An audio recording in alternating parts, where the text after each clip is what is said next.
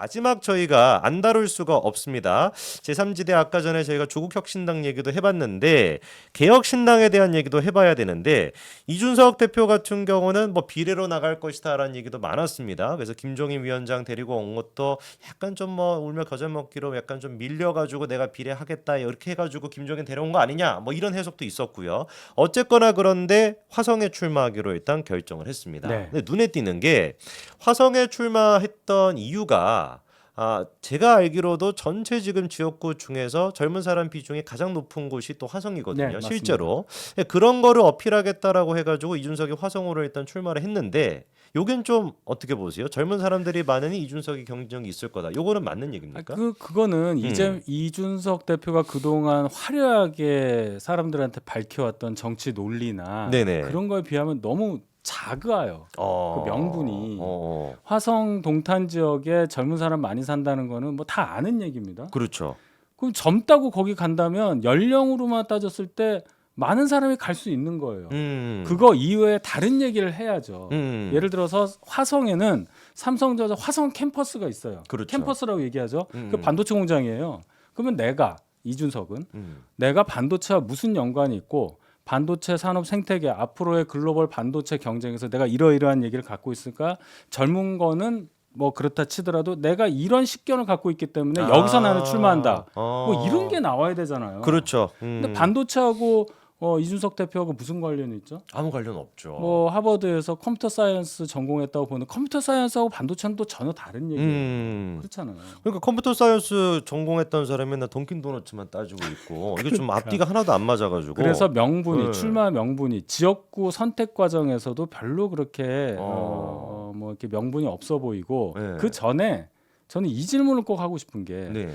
분명히 대구에서 제일 센 사람하고 붙겠다고 그랬잖아요. 그랬죠. 그럼 그걸 이제 취소하고 그 발언을 철회하고 이제 가는 거잖아요. 그렇죠. 그러면 왜 내가 대구에서 출마를 안 하는지에 대한 이유도 본인 입으로 해야 돼요.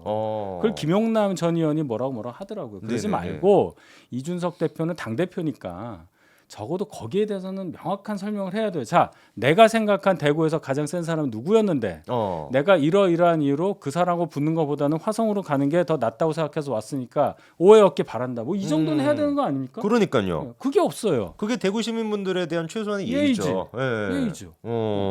그런 얘기도 전혀 없고 그냥 뭐 방송에서 했던 얘기는 막판까지 내가 그냥 고민하기는 했다. 근데 화성으로 갔다. 그냥 요 정도밖에 없고 대구를 왜 결국에 안 나게 됐는지에 대한 얘기가 없거든요. 없죠. 얼마나 예. 대구의 국회의원들 가지고 뭐라 그랬어? 뭐 살찐 고양이, 뭐 비만 고양이 얘기하면서 그랬죠. 뭐 네. 별 얘기 다 했잖아요. 그럼 적어도 대구에 계신 대구 시민이라든지 뭐 대구에서 정치하시는 분들에 대해서 적어도 본인이 생각한 제일 살찐 고양이가 누구냐? 그거는 얘기를 해주셔야 돼. 야, 대구에서 제일 살찐 고양이가 누구냐? 확대시켜가지고 여의도 정치권에서 제일 살찐 고양이가 누구냐 하면 아마 지금 아마 또 댓글창에서 많은 분들이 답변이 나오실 것 같은데 참고로 지난주 한국갤럽 여론조사 따르면은 TK에서 대구에서 개혁신당 지지율이 0%였습니다.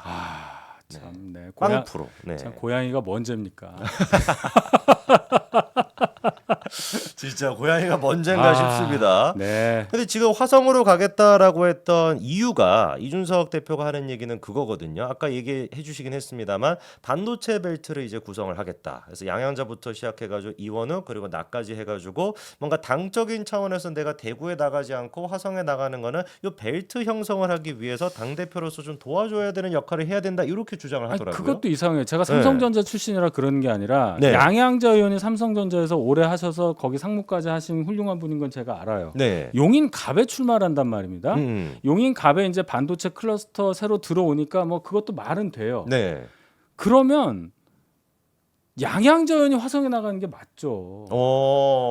그런 거 아니에요? 그렇죠. 삼성 화성 캠퍼스가 있는데. 삼성도 근데- 출신이고. 근데 아마 나이로 밀어붙였던 것 같아. 그러니까 젊은 사람 예, 많다. 예.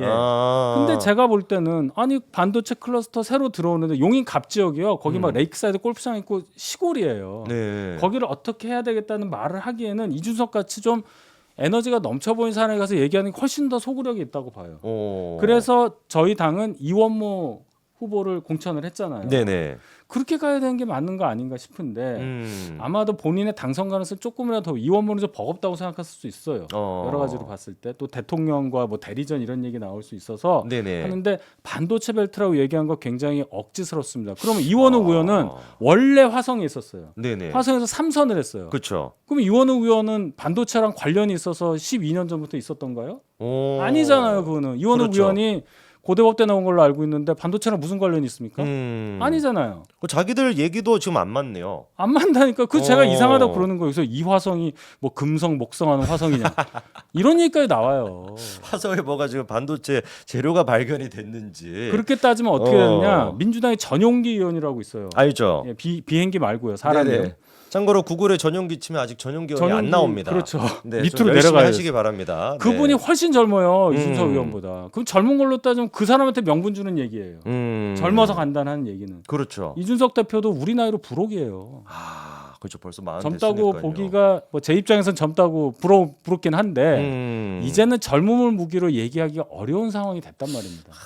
그럼 뭘 줘야죠 유권자한테. 거꾸로 생각해 보면은 그만큼 이준석 본인 스스로 느끼기에도 그 경쟁력이 없다라는 반증일 수도 있습니다. 그렇죠. 이렇게까지 얘기를 했는데 정말 실망하는 게 1월 1일 이후로 뭐 나오는 게 없어요. 그러니까 정책에 대한 얘기도. 이준석 대표스럽지 않으니까 본인도 지금 굉장히 당황하고 있는 것 같아요.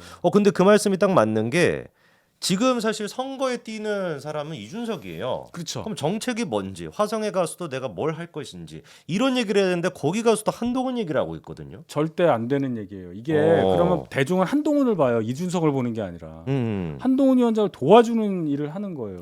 오히려. 그리고 한동훈 위원장 지금까지 발언 중에 이준석이라는 이름이 나온 적이 한 번도 없어요. 없어요. 그냥 특정인입니다. 네, 특정인을 제가 언급하는 것은 부적도 뭐 이렇게 넘어간단 말이에요. 여의도 특정인 됐어요. 지금. 그냥 상대를 안 해주는 거예요. 그렇죠. 그럴 때 느끼는 비애감은 엄청날 겁니다. 그러니까 계속 뭐 SNL 나와서 무슨 왕관의 무게를 누려라 뭐 왕관이고 뭐건 둘째치고 그런 얘기 하는 게 너무 좀 표현이 그런데 찌질하잖아요. 그러니까요. 예. 그래서 지금 뭐 이준석 대표가 하는 얘기가 이재명 토론을 안 받을 거를 알고 제안했을 것이다. 이런 지금 얘기까지도 하고 있고요. 그렇지만 정치 평론을 하시라고요. 정치를 하시지 말고 정치 그러니까. 평론을 하시라고 그러면. 자, 진짜 이게 좀 뭐라고 할까 좀 슬픕니다. 이렇게까지도 한동훈을 지금 걸고 넘어져야 될까 싶을 정도로 정치 신인 내보내지 말고 직접 나와라. 한동훈 위원장 이미 불출마설 한 지가 언젠데 왜 지금 자기를 상대하라고 하는지 아무런 지금 어떤 정당성이 없어요. 리그가 달라요. 리그가 다르다는 말씀을 충분히 아실 겁니다. 그러니까요. 근데 묘하게 자기 리그를 잘 모르면서도 남에 대해서는 계속 해가지고 지금 아나무인 태도를 좀 보이는 게 뭐냐면은요. 오산에 대해 가지고 지금 이번에 또 이준석 대표가 한 얘기가 있습니다. 그래서 묘하게 지금 국민의힘의 레이나 여러분 아시는 이제 그 강사 출신 그분이 이제 출마를 하시는데 그거에 대해서 묘하게 얘기하는 것도 들어보면은 약간 좀 무시하듯이 얘기를 해요. 오산만 해도 국민의힘에 후보군이 없었잖아요. 그래서 EBS 강사 출신 그분이 오셔가지고 뭐 제대로 뭐 정리도 좀 잘 안 됐다. 약간 이런 식으로 또 얘기를 하고 그리고 또 눈에 띄는 게 정작 그래가지고 오산의 개혁신당은 누구를 내보낼 거냐라고 하는 그 질문에 대해서는 답변을 못합니다. 사람이 없어요. 사람이 없어요, 진짜로. 네. 김종인 공관위원장이 오셨잖아요. 네네. 그분이 아무리 이 지략이 뛰어나고 식견이 높다 하더라도 뭐 재료가 있어야 뭘 만들 거 아닙니까? 그러니까요. 사람이 있어야 공천을 할 거 아니에요. 그러니까 지금 김종인 위원장 공관위원장 됐는데도 언론에 별로 이렇게 발언이 소개가 안 되는 이유는 공관위원장으로서 무게 있는 말을 할 수 있을 만한 소재가 없기 때문이에요. 오산만 해도 보세요. 할 말이 너무 많아요. 자, 안민석을 컷을 했어. 그렇죠. 그랬더니 여기서 레이나를 했어. 그럼 뭐 할 말은 좀 있겠죠. 레이나가 EBS 방송 그거 저 수험생들 어떻게 하고 왔냐 뭐 공격할 수 있어. 그렇죠. 민주당 입장이나 그쪽 입장에서. 그래서 우리는 오렌지로 이 오렌지를 우리는 하는 거야. 이게 나와야 되는데 없잖아. 없어요. 오렌지가 없어요. 없는 거예요. 네. 그 오렌지가 지금 언급되는 게 허은하거든요. 네?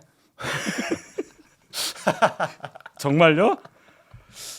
지금 좀 찐으로 당황하셨는데요. 정말 이거는 네네. 여기 있네. 네, 실제로 김종인 위원장이 오늘 오랜만에 지금 기사화가 되긴 했는데 이준석 화성을 당선 가능성 충분하다라고 하면서 허은하가 오산 출마 의지가 있다라고 하는 얘기가 5일 나왔고요. 4일은 또 기사가 개혁신당에서 이준석 측의 관계자라고 하는 사람이 오산시 출마가 시너지 효과를 낳을 수가 있다. 허은하가 오산시 출마하는 게 반도체 벨트 전략에 시너지를 낼 수 있다라고 하는데 도대체 허은하랑 반도체는 무슨 상관이 있죠? 글쎄요. 반도체가 들어간 제품을 많이 쓰고 있는 거는 알고 있는데 오산 경기 남부는 맞아. 근데 그 아무데나 반도체 벨트 그렇게 하면 안 돼요. 우리나라에 반도체 공장이 이렇게 많지도 않아요. 그럼 하이닉스로 가지. 진짜 그러니까요. 이천으로 이천으로 가면 가야지. 되지. 예. 그래야 반도체 벨트지. 왜 갑자기 하이닉스는 또. 무시하는 거야? 공부를 안 하는 것 같은데요. 그러니까요. 너무 지금 모르는 느낌입니다. 예, 그래서 아까 지금 허은하가 오산 출마가 검토된다라고 지금 말씀드렸을 때 우리 후보님께서 정말 찐으로 당황하셨습니다. 못 봤어요. 여기. 그러니까 이게 지금 상식선에서 완전히 벗어나 있는 얘기니까 저는- 당황할 수밖에 없는 거죠. 동대문만 생각했거든요. 아니면 비례 뭐 이렇게 생각했는데 오산? 야. 그 저도 원래 당연히 비례 줄 줄 알았거든요. 예, 근데 그건 아닌 것 같더라고요. 거기서 또 어. 비례를 뭐 신인이나 이런 사람들도 뭐 저 당원 투표해가지고 결정한다고 하더라고요. 그러니까 아예 여기는 정치 좀 했던 분들은 아예 비례 생각 못하는 상황이 될 거예요. 이러면 선언을 했기 때문에 못 바꿉니다. 그렇죠. 그러면 설령 당선자가 나올 수 있어도 굉장히 화력이 약한 분이 갈 수밖에 없어요. 그럴 때는 지역구 의원도 많고 해야 그게 시너지 효과가 나는 건데 그렇죠. 나머지 분들 지역구에서 아무도 안 되고 그럼 중에 정말 신인급이 오렌지로 한두 명 들어간다 아무 의미가 없는 거거든요. 여기 우크라이나가 아니에요. 오렌지 혁명이 될 수가 없어요. 그러면 그런 거 아닙니까? 그렇죠. 그렇죠. 이 전략을 잘못 짠 것 같아요. 아니 이게 지금 김종인까지 간 상황인데도 너무 좀 오합지졸 느낌이 있어가지고. 그렇죠. 왜냐하면 네. 추가되는 인원이 없기 때문이에요. 재료가 없어서 저희 완전히. 당에서 나올 때 천하 용인 중에 용이 빠진 다음에 김용남 네. 의원이 가서 천하 용인 2가 된 것까지는 오케이인데 더 안 나왔잖아요. 지금 공천 거의 다 끝나가는데 이준석 대표가 말하던 10여 명의 현역 의원이 오려고 한다는 그분들은 도대체 어디 있습니까?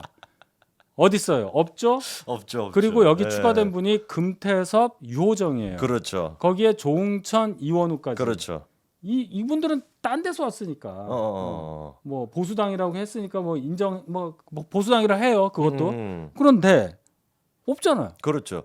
김용남 같은 경우도 솔직히 국민의힘 내부적으로도 막 그렇게 그런 사람이 아니었고. 예. 네, 그분은 뭐 네. 사정이 있죠. 네.